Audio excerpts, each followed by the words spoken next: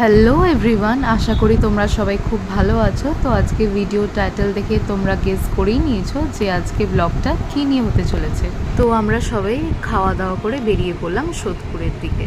তো সবার প্রথমে আগে আমার জামা কাপড় কিনতে চলে গেছিলাম, কিছু মনে করো না, একটু ঢং করছিলাম জামা কাপড় পরে। তারপর সোজা শ্রীনিকেতন চলে গিয়েছিলাম, মার আর আমার কয়েকটা শাড়ি কেনার ছিল। আর এখানে আমি ডিসাইডই করে উঠতে পারছি না যে আমি কোনটা কিনবো, দুটোই খুব সুন্দর ছিল। শপিং করতে করতে মারাত্মক খিদে পেয়ে গেছিলো, তাই চলে গেছিলাম সোজা ডিবাপি বিরিয়ানিতে।